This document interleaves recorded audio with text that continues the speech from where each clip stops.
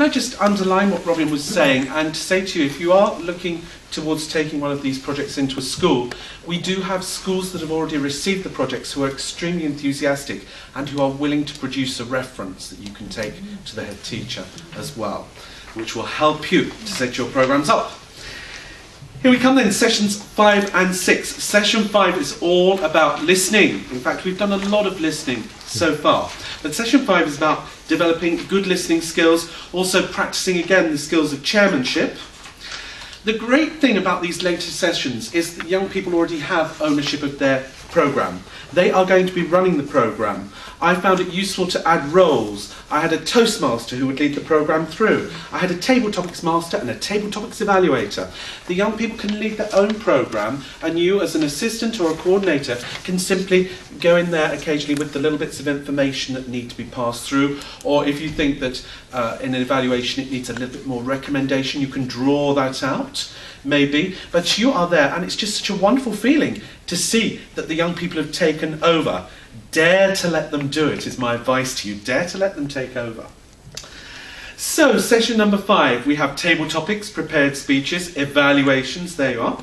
A discussion of listening, and there is a listening exercise once again in this chapter. I don't think we can underline listening as a quality and as an experience enough for public speakers. And then we have something which surprises a lot of people. We have basic parliamentary procedure. Now that is because we're going to go into debates. But what it means in reality is to propose a motion, to second a motion, to amend a motion, to suspend a motion, to pass a motion. 5 simple things. Basic parliamentary procedure, which will help the young people at a later date when whatever meetings they're involved with, if they're in clubs, associations, maybe some meeting they need to go to, just to give them basics of parliamentary procedure ready for their debates. Session number 6, we're going to go on to body language. We're talking about the gestures in speech. There is quite a good chapter for the young people to read in advance. You have the objective to discover the importance of gestures in speaking. Again, the session includes, as I've put for you here, table topics, prepared speeches, evaluations, a discussion with the coordinator and the assistant about how you can use gesture effectively in speech. Plenty of ideas in your coordinator's manual, but you are going to draw from your personal experience as a Toastmaster to lead this section of the meeting. Always give them something that comes from you, from your personal experience. It's so much more powerful as a teaching tool, I think.